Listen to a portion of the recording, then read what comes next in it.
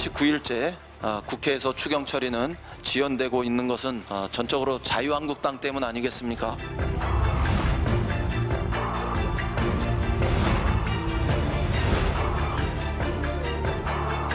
국방부 장관 해임 건의안 표결도 못하겠다. 북한 선박 무당 입항 국정조사도 못하겠다 하고 버티고 있습니다.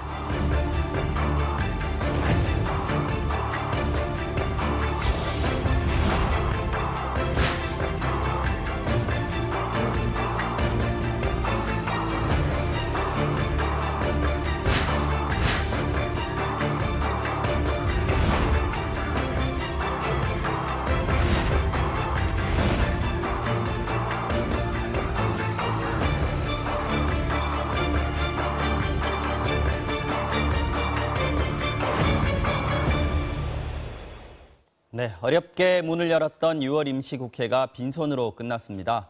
추경과 국방장관 해임 건의안을 둘러싼 여야의 갈등이 강대강으로 치닫는 상황에서 7월 임시국회 소집도 안개 속입니다.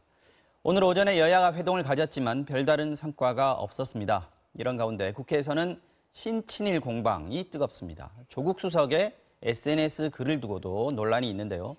정치와호장용 오늘은 더불어민주당의 박홍근 의원 그리고 바른미래당의 김관영 의원과 함께 전국 분석해 보겠습니다. 두 분 어서 오십시오. 네, 안녕하십니까. 반갑습니다. 예, 두 분 다 저희 스튜디오에 처음 오시는 거죠? 예. 네, 그렇습니다. 네, 잘 부탁드리겠습니다. 네, 박 의원님 먼저 오늘 얘기 좀 하겠습니다. 오늘 여야 3당 원내대표가 만났는데 또 결국 그 제자리 걸음을 걸은 것 같습니다. 가장 여당으로서 안타까운 점, 답답한 점은 뭡니까? 오늘로 추경이 국회에 제출된 지 89일째입니다. 네. 아마 역대 이제 이틀만 있으면은 두 번째 최장기 처리 못하는 기록을 세우게 됩니다. 그렇죠.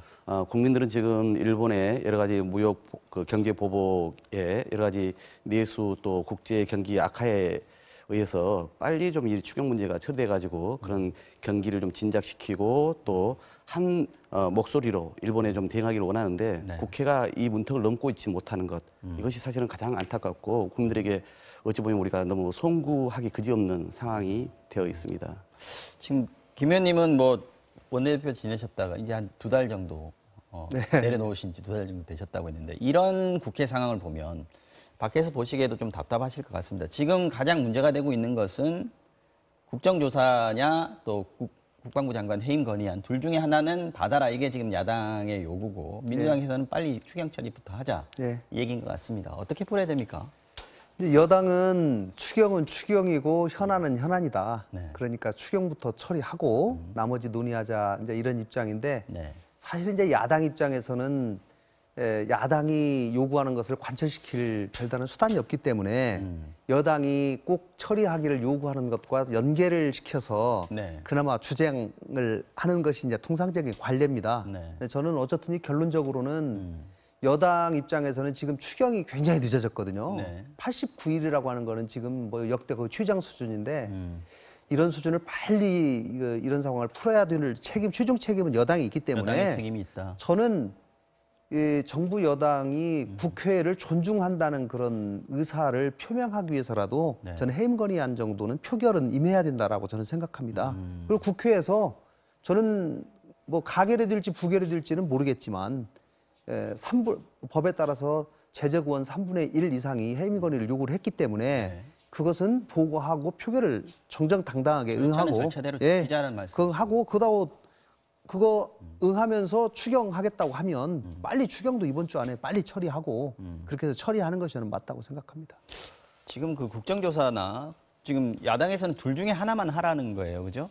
지금 해임 건의안 같은 경우에는 이제 사실 정부에서나 청와대에서나 이걸 뭐 강제성을 가지고 받아들일 필요는 없을 수도 있거든요. 해임 건의안 뭐 찬성이 가결이 될 수도 있습니다만 그렇다고 하더라도 받아들일 수는 있는 거 아닌가 싶은 생각도 듭니다. 근데 그동안의 과정을 잘 살펴보시면은 왜 여기까지 왔는지 알게 됩니다. 그러니까 당초에 패스트트랙에 대한 어떤 철회와 사과를 요구하다가 그다음에 경제실정 인사청문회를 요구하다가 계속 조건이 바뀌어 그다음에 왔다는 이제 거죠? 계속 지금 네. 여기까지 와 있는 거거든요. 그러니까 그런 뭐 국정조사 목선에 대해서 그다음에 이제 장관 해임 건의안까지 이렇게 되어 있는 거 아닙니까? 그러니까 이 협상을 하는 그 여당의 원내대표 입장에서는 계속 추가적인 요구가 나오니까 이게 끝이 없다는 거 아닙니까? 그렇죠. 말 그대로 떡 하나 주면 안 잡아먹지 이런 호랑이한테 결국은 팔다리 다 빼앗긴 그 동요가 있지 않습니까? 그러니까 이렇게 하면 협상이 안 되는 거예요. 애초에 우리가 그래서 최소한 명분을 주기 위해서 2개 특위 연장 부분과 그다음에 그 경제 토론회를 하자까지 우리가 명분을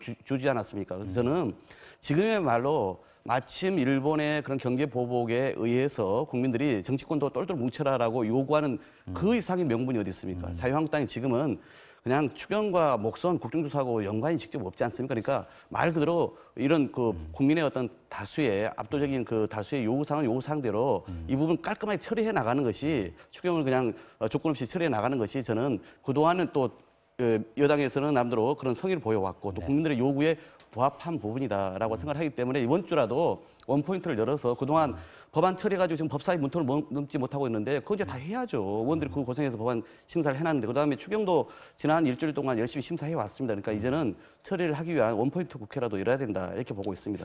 이인영 원내대표가 굉장히 답답하실 것 같아요. 지금 계속 발언의 수위가 높아지고 네, 있습니다. 그러니까 이제 네. 금방 우리 박 의원님 말씀하신 대로 과거에는 팩트, 뭐 처리 사과, 그다음에 경제청문회 하면 금방 해줄 것처럼 했는데 그렇죠. 이번에 또 새로운 조건을 내거니까 이게 또 뭔 일이냐 이렇게 하는데 네. 사실은 그러한 거리가 사실 안 생겼으면 상관이 없는데 여당이라는 것이 정부 여당이라는 계속 사건이 생기거든요. 네. 생기면 야당으로서는 거기에 대해서 견제하고 비판을 할 수밖에 없는 거고 거기에 대해서 적절한 또 요구를 할 수밖에 없는 것이 또 현실이기 때문에 네. 지금 상황에서 모든 걸 과거 걸 다 차치하고서라도 지금 상황에서 그러면 추경을 그러면은 예를 들면 이제 어느 정도 마무리가 됐기 때문에 이번 주 안에 국회 2번 열어서 빨리 처리하고 수요일 날까지 매듭 지차 이렇게 좀 하면 어떨까 싶습니다. 저는 좀 대승적인 큰 결단을 해줬으면 하는 생각입니다. 근데 여당 입장에서 이제 그 고민이 있는 거죠.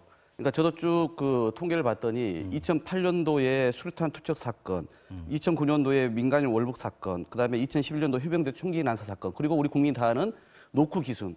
그러니까 무장한 군인이 그 GOP까지 와서 그런 사안이 있을 때 그때 우리가 국정조사를 했습니까? 장관 해임안 건의안을 논의를 했습니까?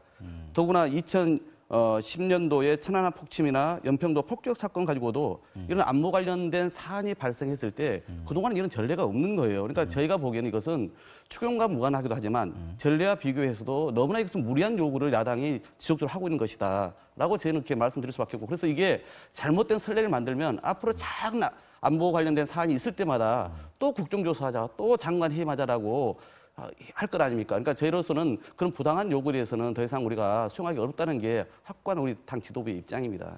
지금 밀리면 안 되겠다라는 생각을 하고 있는 그러니까 것 같습니다. 민주당에서는요. 이 이제 지금 사실 추경이 이 민생 추경 아닙니까? 네. 경기도 굉장히 어려워졌고 그렇기 때문에 정말 하루빨리 좀 통과가 돼야 되는 상황인데 네.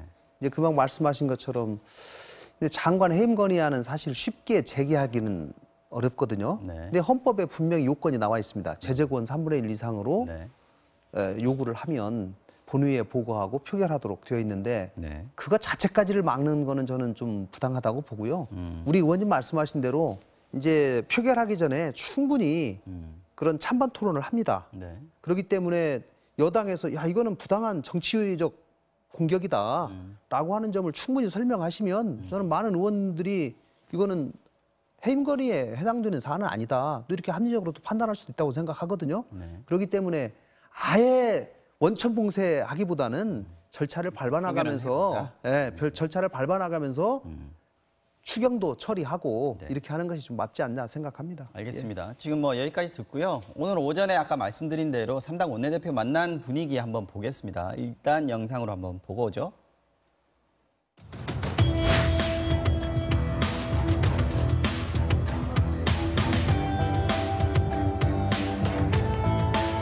취임한 이후에 뭘 하나 제대로 한 게 없어요. 어디 인사 다니는 것도 못 해가지고.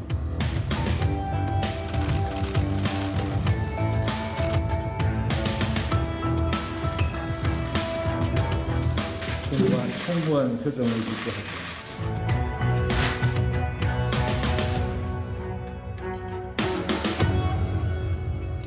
딱 봐도 지금 표정이 상당히 굳어있는 모습입니다. 이인영 원내대표 특히 좀 불만이 좀 많이 있는 것 같은데 그동안 아까 말씀하셨던 것처럼 이번 6월 임시국회 본회의 날짜 잡은 것도 사실 조건 가지고 들어온 거 아니겠습니까? 정개특위 위원장, 뭐 사법개혁특위 위원장 이거 자리 하나 주면서 가져온 건데 이게 또다시 조건이 붙어버렸단 말이죠. 그래서 아마 지금 이인영 원내대표가 이런 얘기를 했습니다. 어제는 한국당 스스로 추경안 처리하겠다고 할 때까지 끝까지 기다리겠다. 강대강 대치를 원하면 선택수단은 많다 이렇게 얘기했습니다.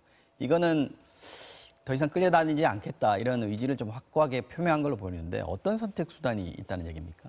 제가 이인영 원내대표하고는 아주 가까운 사이입니다. 그동안 본인이 얼마만큼 이 상황을 풀어보기 위해서 노력해왔는지 인내의 시간을 보냈는지 잘 알고 있습니다. 지금은 화가 많이 나셨네요. 네, 지난주 이제 금요일에 있었던 우리 의원총회를 거치면서 본인이 이제 말문을 좀 열기 시작했고 어제 기자회견을 통해서 자기의 그런 속내를 좀 털어놨습니다.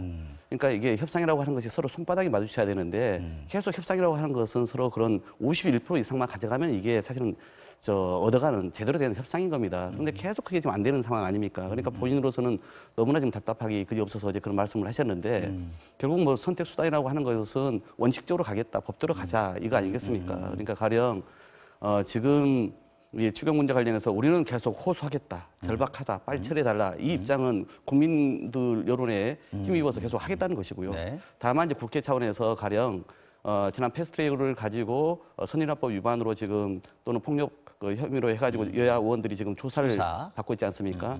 그럼 그 수사에 이제는 더 적극적으로 모두가 임해서 국민들한테 정치권이 애일 수 없다는 것을 보여주자 이런 압박을 할 수밖에 없다는 것이고요. 하나의 압박 카드가 될 수 있죠. 예, 사실. 그다음에 이제 8월 말까지 연장을 해놓은 이 정개특위나 사개특위 관련해서도 지난번에 이 특위를 내부 반발이 있음에도 불구하고 사실 자유한국당을 설득하기 위해서 기간을 거죠. 연장하고 위원장도 준 거란 말입니다. 사개특위를. 근데 우리로서는 결국은 그 문제도 이제는 본격적으로 특위 안에서 논의에 이제 붙일 수밖에 없는 상황에 오지 않았느냐 이 말씀을 한 걸로 보여지고요. 그 얘기는 의사 처리를 좀 빨리 서두르겠다라는 말씀이죠. 그러니까 우리가 국회 안에서 할 수 있는 일들은 최대한 가동을 하겠다 이런 취지로 저는 읽었습니다. 알겠습니다. 좀 민주당 원내대표가 얘기하고 있는 것은 사실 협상하겠다라는 것보다는 이제는 협상의 단계를 뭐 넘어선 것이다 이렇게 판단을 하고 있는 것 같습니다. 압박으로 좀 느껴지는데요. 제가 이런 부분에 느끼기에 대해서 좀 보시면. 그런데요. 네. 저는 이 대표님이 굉장히 답답하시겠죠. 그런데 여당 원내대표는 항상 답답합니까? 네, 항상 답답하죠. 그게 당연한 거다. 네. 네. 사리가 많이 생깁니다. 사리가 생깁니다. 저도 원내대표 마치고 대상포진 걸렸습니다. 아이 그러셨군요. 네. 네. 근데 이 원내대표라는 자리는 특히 여당 원내대표 자리는 국민한테 한번 여쭤보시면 네. 어제 이 대표님이 말씀하신 것처럼 원칙을 고수하면서 나의 길을 가겠다. 이거 하고 네. 좀 양보하면서도 추경을 통과시키는 거 하고 어떤 것이 국익에 도움이 되겠어요? 저는 지금 추경 통과가 계속 안 되고 있으니까. 아니 그러니까 하는 거죠. 아까 얘기한 대로 해임 건의안 표결만 만약에 해주면은 이건 통과시켜주겠다는 거 아니에요. 그러니까 저는 이 정도는 양보를 해서라도 네. 지난번까지 갔는데 또 양보한다. 자존심 상하시겠죠. 그러나 또 그렇게 가는 것이 여당이라고 생각합니다. 네. 그리고 이제 나경원 대표님 뭐 저도 몇 달간 일을 같이 해봤는데 네. 제가 꼭 좀 드리고 싶은 말씀이 있습니다. 네. 사실은 의사결정 하실 때 조금 나라 일 그리고 국회에서의 성과물을 내는데 조금 더 의사결정하는데 중점을 두셨으면 지금은 어디에 중점이 있다고 보십니까? 지금은 뭐 솔직히 당리당략에 더 큰 관심이 있죠. 한국당의 이익에 더 예, 관심이 예. 많으신 것 예, 같다. 예, 예. 좀 더 대승적으로 생각해달라 예, 예, 말씀을 예.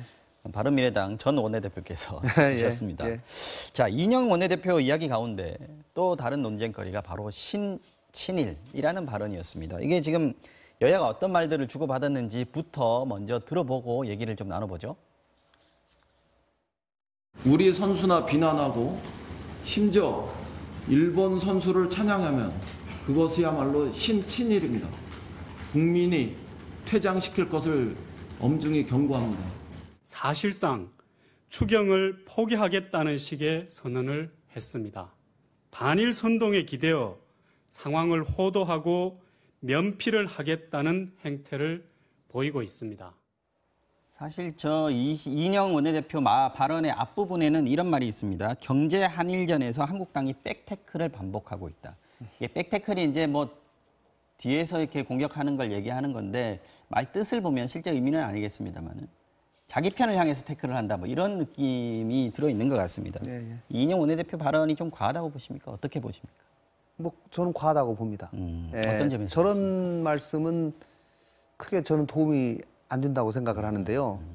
지금 뭐 그 청와대 조국 수석도 마찬가지고 네. 이 신친일, 뭐 애국 뭐 이런 프레임으로 이제 자꾸 말씀들을 하시는데 사실은 지금 대일 관계 이 문제에 있어서는 지금 이 외교적으로 정치적으로 굉장히 갈등 관계가 있지 않습니까? 이것이 경제로 번져가지고 여기에 대해서 우리가 한 목소리를 내서 하는 것은 맞는데 다만 정부가 하는 여러 가지 접근법에 대해서 좀 달리 판단하는 야당의 생각들이 상당히 있단 말이죠. 네. 그러면 저는 이 부분에 관해서 이번에 청와대에서 5당 원내대표 회담 저는 그 자체로 상당히 의미가 있다고 생각합니다. 그렇죠. 그런 기회를 좀 자주 만들어서 그럼 도대체 야당 너희들이 생각하는 해법이 뭐냐 충분히 들어봐서 그럼 야당 말 중에 경청할 만한 것은 일부 경청하고 네. 또 여당이 추구하고자 하는 것은 사실은 여당이 밖으로는 저는 굉장히 강성으로 나가지만 전 물밑 대화 하고 있다고 봅니다. 네. 예를 들면 네. 그럼 강성 대화를 유관적으로 하면 야당에서는 왜 강성적으로 감정적으로만 대응하냐도 이렇게 비난하지 않습니까? 그러면 야, 사실은 우리가 지금 기싸움도 있고 네. 여러 가지 있기 때문에 그렇게 또 강운 양면을 쓰고 있다. 그리고 실제로 물밑 대화가 어떤 식으로 이루어지고 있기 때문에 네. 서로 각자가 하고자 하는 생각을 설명하고 공유하고 설득해서 우리 대한민국의 하나의 안을 만드는 작업을 하는 노력이 저는 필요하다고 생각합니다. 네. 그런 작업에 지금 도움 안 된다. 그 도움 안 되죠. 지금 거기에 대해서 서로 이게 비난만 하고 있으니까. 네. 근데 저는 굉장히 지금 하나가 돼가지고 죽자 살자 싸워도 지금 들뚱말뚱하는 굉장히 어려운 상황이거든요. 네. 그렇기 때문에 여야가 이럴 때일수록 정말로 하나가 돼서 해야 된다는 그런 말씀에는 저는 100% 동감하면서도 좀 여당의 소통 노력 이것을 좀 주문하고 싶습니다. 나경원 원내대표도 뭐 또 야당 탓을 한다, 이 프레임 씌우는 거다라고 지금 얘기를 하고 있는데 이 부분에 대해서 어떻게 여당이 저는 이제 생각하십니까? 오히려 나경원 대표의 그 말씀을 들으면서 네. 모든 것을 기승전 총선 이렇게 저는 오히려 이해를 하시는 것 같아요. 그러니까 어떤 사안이 발생하면 이것의 유불리를 정치적인 이해득실로 다 계산하는 것 자체가 오히려 자유한국당이나 나 대표가 너무 그 부분에 얽매여 있지 않냐 이렇게 보는 거고요. 네. 지금 우리 이제 김관영 의원님 말씀하신 것과 연관해서 말씀을 드리면 이런 거죠. 지금 우리 국민은 대외적으로는 단일한 목소리를 내라는 겁니다. 그리고 내부에서는 치열하게 그 해법을 가지고 논쟁을 하라는 거 아니겠어요? 그러면 대외적으로 일본이나 국제사회에 우리가 이런 부당성에 대해서 여러 가지 법리적인 거, 여러 가지 이런 그 검토를 해서 대응을 하라는 것인데 여기에 대해서 지금 그동안 자유한국당이나 또 일부 언론에서 제기하는 것들은 오히려 우리에게 해가 되는 그런 발언이나 또 더구나 예를 들어서 추경 같은 걸 통해서 우리 금 소재 부품 산업 관련된 예산을 편성하자고 하는데 거기에 지금 태클을 걸고 있는 건 사실이 아닙니까? 그러니까 그런 부분에 있어서 일본이 보면 참 우습게 보이지 않겠어요. 그런 차원에서 저는 어제 그런 표현을 쓰셨다고 보는 거고요. 대내적으로는 좋습니다. 자유한국당이 정말 이 정부가 더 일을 열심히 하는 차원에서 강하게 목소리를 내는 거라면 저는 100번 저희도 그럼 수용한다 생각합니다. 근데 그것이 더 나아가서 뭔가 여기에 비협조적이고 뭔가 좀 이렇게 뭐랄까요? 그 정치적인 어떤 이득을 고려한 그런 프레임으로만 가져간다면 그건 우리 국민들이 수용할 수 없는 것 아니겠습니까? 아마 어제 이인영 원내대표의 이 표현, 신친이라고 하는 그런 부분들은 지금 우리 국민들의 딱 눈높이에 맞는 지금은 여건 야건, 보수건 진보건 간에 정부와 함께 힘을 합해서 당연한 원보이스를 내라. 근데 거기에 대해서 계속 딴지를 걸고 딴 목소리를 내고 그리고 꼭 협조할 일마저도 협조를 안 한 거에 대한 그런 준엄한 문제제기였다고 저는 그렇게 보고 있습니다. 알겠습니다. 근데 언론과 표현의 자유가 있는 한 네. 한 목소리가 나오기는 참 쉽지 않아요. 네.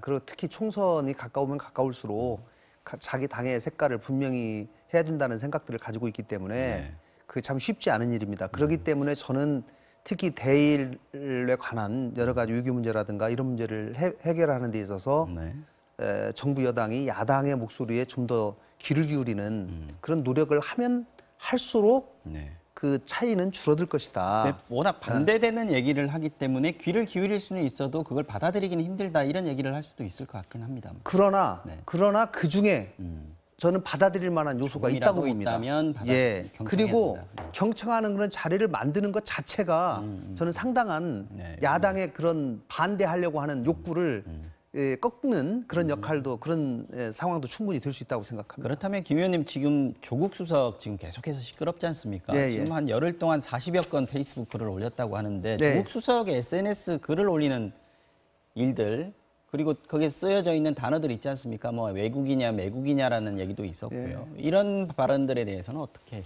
보고 계십니까? 저는 좀 안타깝습니다. 조국 수석의 직책은 민정수석이거든요. 네. 민정수석은 인사검증과 사정업무 담당입니다. 네. 그런데 외교안보 업무에 대해서 본인이 이렇게 자꾸 얘기하는 것은 저는 이분이 만약 외교안보 수석이라면 모르겠어요.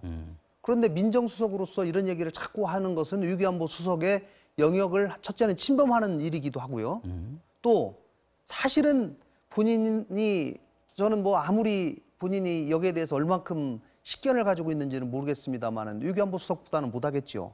전문가적인 측면에서도. 그리고 청와대의 대통령의 가장 측근이라고 모든 사람들이 인정하고 있는 상황에서 어떤 사람들은 조국 수석이 그렇게 SNS에 표현을 하면 아 이건 대통령의 생각을 대신 옮긴 것이 아니냐. 이렇게 생각하는 사람들도 있거든요. 저는 조국 수석이 좀 자제해야 된다고 생각합니다. 특히 저도 SNS를 합니다마는 SNS에 글을 한번 올리려면 굉장히 고민도 많이 하고 다시 한번 쳐다보고 몇 번 이렇게 하게 되는 품도 많이 들어요. 시간도. 그 시간에 저는 사정 업무와 민정 인사검증 업무에 주력해야 된다고 생각합니다. 사실 조국 수석이 이렇게 논란이 되면서까지 계속해서 글을 올리고 있는 것은 또 비난을 받을 수도 있다는 걸 또 본인도 알고 있을 거란 말이죠. 그럼에도 불구하고 계속 이런 스탠스, 이런 용어들을 써가면서 강하게 나오고 있는 배경이 있을 것 같은데요. 저는 우리 김관영 의원님의 말씀, 이 민정수석의 업무와 관련해서도 좀 빠뜨리신 게 있는 것 같아요. 사법개혁이라고 하는 부분이 또 있습니다. 그리고 물론 이것은 공적인 업무로서 그런 자기 입장을 공적으로 표명한 것은 아니죠. 개인적으로 SNS를 통해서 네. 밝힌 것인데 그래서 그런 고위공직자가 책임 있는 사람이 그런 식으로 표출한 게 맞냐에 대한 논란은 있을 수 있다 생각합니다. 다만 제가 왜 그 사법개혁이라고 하는 업무 영역이 있다고 말씀드린 거냐면 이 일이 왜 시작됐습니까? 우리 대법원이 박근혜 정부 때는 이 판결을 소위 사법농단에 의해서 미루고 있었던 것을 이제 이번에 대법원이 그 판결을 내린 거 아닙니까? 네. 그러면 엄연하게 사법부와 입법부와 행정부 3권 분립이 되어 있는 나라이고 그리고 본인은 청와대에서 이 사법개혁 부분을 전담하고 있는 사람인데 일본은 우리 사법부의 최고 권위기관 대법원의 판결을 부정하라고 지금 요구하는 거 아닙니까? 그러면 당연히 업무 연관성도 있다는 말씀이죠. 그렇죠. 그럼 박근혜 정부는 다르게 이런 3권 분립을 철저히 하려고 하는 이 문재인 정부이고 그 대통령의 참모로서 네. 그런 일본의 행태에 대해서는 이견이 있을 수 없다. 이론이 존재할 수 없다라고 생각을 하실 거예요. 근데 거기에 대해서 자유한국당이나 또 일부 언론에서는 거기에 대한 정확한 이야기를 하질 않아요. 그렇지 않습니까? 대법원의 판결에 대해서 대법원 판결이 옳다 그러다는 얘기는 하지 않고 우리가 너무나 감정적으로 대응한다는 얘기를 해요. 앞뒤가 바뀐 거죠. 그래서 저는 사법개혁의 이 책임을 맡고 있는 사람으로서 네. 우리 대법원이 판결 내는 것에 대해서는 단호하게 우리가 같은 목소리를 내줘야 한다라고 하는 취지에서 이 발언들이 계속 좀 나오고 있다라고 저는 보고 있습니다. 근데 그 선의는 있을지 모르겠으나 야당들에서도 좀 그렇고요. 이게 편가르기를 한다. 너무 국민들을 반으로 나누는 거 아니냐. 이분법적인 사고다. 이런 비판들이 있는 게 사실입니다. 이 부분에 대해서도 좀 얘기해 그러니까 제가 말씀드린 것처럼 대법원 판결은 여야건 다 그건 존중해야 된다라고 저는 목소리를 내줘야 한다는 생각이 드는 거고요. 저는 그렇지 않은 거에 대해서 대법원 판결에 대해서 존중하지 않는 사람들이 지금 있나요? 야당 중에서 거기에서는 그러니까 대법원 판결을 존중하지 않는 사람이 있나요? 결국은 이 대법원의 그런 판결에 대해서 예. 제가 보기에는 온도 차이가 있다고 생각합니다. 예. 그러니까 대법원이 그래도 박근혜 정부 때는 이 재판이라도 미뤄오면서 상황 관리를 했는데 이 정부가 그런 걸 못하느냐, 못한 거 아니냐라고 이제 보는 시각도 있을 수 있고요. 네. 특히 일본에서는 거기는 최종적인 판결 전에 행정부하고 조율을 한다는 거 아닙니까? 근데 우리는 엄격히 구분되어 있지 않습니까? 이런 우리 한국의 이 삼권 분립을 이해하지 못한 일본의 시각을 그대로 그걸 인정해서는 안 되는 것이죠. 그런데 지금 이제 말씀하신 것처럼 저는 이게 그냥 편가르기다 이렇게 보지는 않습니다. 그러니까 그 발언의 어떤 적정성 가지고는 우리가 논란이 있을 수 있습니다만은 지금 대부분의 국민들의 시각이 그렇다는 것이죠. 국민 정서를 저는 대변한 것이다라고 보는 거고요. 다만 아까 말씀드린 것처럼 그런 고위공직자가 그런 SNS 개인적인 입장을 그렇게 자주 표명하는 게 옳으냐에 대해서는 저는 뭐 논란이 여전히 있다고 말씀드리고 저는 있고요. 지금 박 의원님께서 네. 고위공직자가 SNS 표명하는 게 옳으냐라는 건 논란이 있다는 말씀은 사실은 뭐 조금 문제가 있다는 것을 간접적으로 저는 둘러 표현했다고 저는 솔직히 이제 판단합니다만은 네, 네. 어쨌든지 전 세계에 있는 대통령 참모 중에 네. SNS를 통해서 이렇게 강하게 의사표현하는 저는 참모가 있을지 참 의문입니다. 그러니까 그 의도가 있을 것 같다는 생각이 드는 거죠. 편가르기죠. 지나친 정치 행위라고 저는 목적 봅니다. 자체가 편가르기라고 생각하시는 겁니까? 저는 정치적 행위라고 봅니다. 그래요. 예, 그런데 이것이 그러면은 이제 본인은 제가 선의로 만약에 해석한다면 한일 간에 지금 강하게 자존심 싸움이 붙었는데 네. 대통령이 직접 나서서 얘기 못 하니까 나라도 나서서 우리의 자존심을 강하게 주장하고 네. 우리가 굳은 의지가 있다는 것을 결사항전의 의지를 우리가 보여주겠다라고 하는 그런 취지로 했을 수는 있다고 봐요. 알겠습니다. 그러나 그것이 지금 한일 외교로 해결해야 되는 이런 국면에서 얼만큼 도움이 될지는 저는 좀 자제하는 것이 맞지 않는가 싶습니다. 뭐 이 의견이 다 정도까지 다를 수 할게요. 있다고 생각합니다. 예, 그러나 네. 예, 이 정도 듣고 마무리하고요. 나오신 김에 김 의원님. 예, 바른미래당 얘기 좀 잠깐만 좀 여쭤보겠습니다. 예, 지금 예. 좀 시끄럽습니다. 지금 뭐 유승민 전 공동대표가 손학규 대표 물러나라라고 네. 사퇴를 종용했다는 얘기들이 나오고 있고 네. 물론 유승민 전 대표는 사실 무근이라고 얘기하고 있는데 어느 게 사실인지 또 이런 얘기들이 나오는 상황을 보면 지금 바른미래당이 또 민주평화당처럼 또 결국은 또 이렇게 갈라서는 준비를 하고 있는 거 아니냐 이런 생각도 드는데요. 어떻습니까? 참 이 국민께 죄송합니다. 이 조그만 당에서 싸움이 그칠 날이 없어서 그런데 어제와 오늘 논란이 되고 있는 문제에 대해서는 그건 분명히 저는 짚고 넘어가야 된다고 생각을 하고요. 네. 유승민 대표는 사퇴를 혁신위원회의 일호한 건으로 상정할 것을 종용한 적이 없다라고 본인은 부인을 했지만 네. 그 혁신위원장의 발언 또 오늘 아침에 또 사퇴하셨죠. 혁신위원 중에 한 명이 또 이해운 의원한테 네. 또 그거를 종용받았다고 했고 유승민 의원이 당시 식사 자리를 이해운 의원과 유승민 의원과 같이 했다는 것은 또 인정을 했거든요. 네. 그렇기 때문에 또 이해운 의원이 식사 자리에서 유승민 의원과 같이 만난 자리에서 그 혁신위원장에게 한 말의 내용에 대해서는 유승민 대표가 부인을 했지만 네. 그 이후에 이해운 대표가 다시 또 다른 혁신위원에게 사퇴를 종용하는 것에 찬성해달라라고 종용한 것을 오늘 또 폭로를 했어요. 그분이. 그 등등을 전체적으로 종합해 보면 네. 아마 저는 한 것이 맞지 않나 싶습니다. 그런데 어쨌든지 뭐 진실은 최종적으로 밝혀져야 될 일이지만 그게 사실이라고 하면 저는 혁신위원회의 독립성과 이 정치적 중립성 네. 이걸 심각하게 훼손한 문제이기 때문에 저는 상당한 문제가 있다고 생각합니다. 근데 이걸 뭐 인정을 할 리도 만무하고요. 이게 그냥 계속해서 가면 결국은 그냥 갈라서는 거 아니냐. 그게 시간이 점점 빨라지는 거 아니냐 이런 얘기들을 하는데 지금 뭐 김관영 원내대표 전 대표께서는 손학규 대표와 입장을 좀 같이 하시는 걸로 제가 알고 있습니다만 결국은 어떻게 되는 겁니까? 저는 일단 지도자들이 모여서 큰 틀의 합의를 해야 된다고 생각합니다. 예, 뭐 조만간에 뭐 안철수 대표가 온다는 얘기가 들려요. 저는 모르겠습니다. 직접 네. 얘기를 안 해봐서. 그런데 그 지도자들이 세 분이 같이 모여서 큰 틀의 합의를 이루고 당의 단합을 이뤄낼 일이라고 생각합니다. 알겠습니다. 시간이 다 돼서요. 오늘 정치와우 정령은 여기서 마쳐야 될 것 같습니다. 지금까지 더불어민주당의 박홍근 의원 그리고 바른미래당의 김관영 의원과 함께했습니다. 오늘 두 분 고맙습니다. 네, 감사합니다. 고맙습니다.